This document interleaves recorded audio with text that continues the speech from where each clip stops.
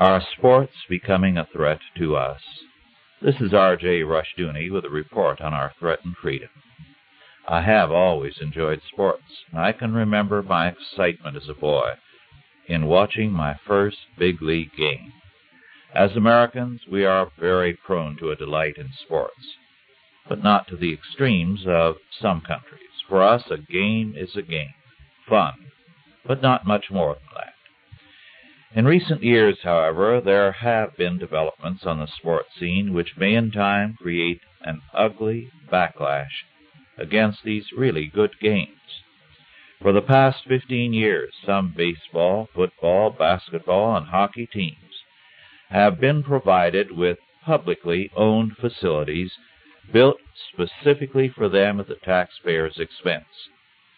Of the 80 stadiums and arenas housing the nearly 100 big league teams, according to Inquiry magazine, about two-thirds have been built at the taxpayer's expense.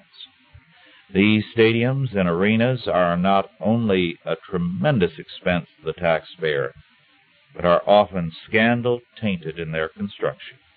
Their costs are astronomical. Some are badly located and poorly constructed, and the main beneficiaries are the owners of the sports teams. These owners are already extremely wealthy, but we pay for their benefit a considerable amount of taxes.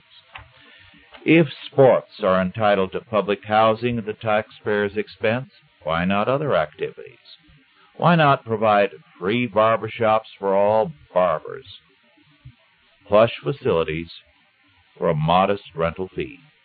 After all, virtually all males use barbershops, so that they serve more people than do the big league sports.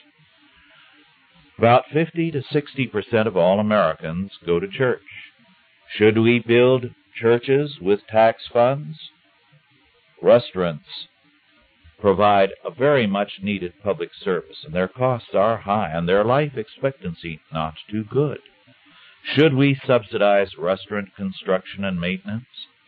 Of course, the big league teams pay a rent for the use of the stadiums and arenas.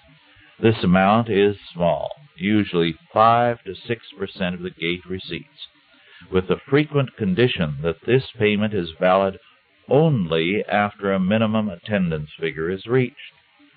Are you paying only 5 to 6% of your income for house rent or house payments? Are you excused from payments if your income drops below a certain amount?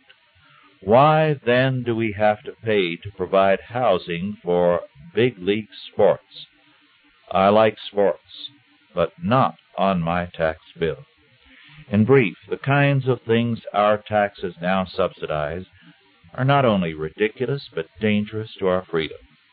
When the modest income taxpayer is subsidizing wealthy big league teams in housing, something is seriously wrong and needs altering. This has been R.J. Rushdoony with a report on our threatened freedom.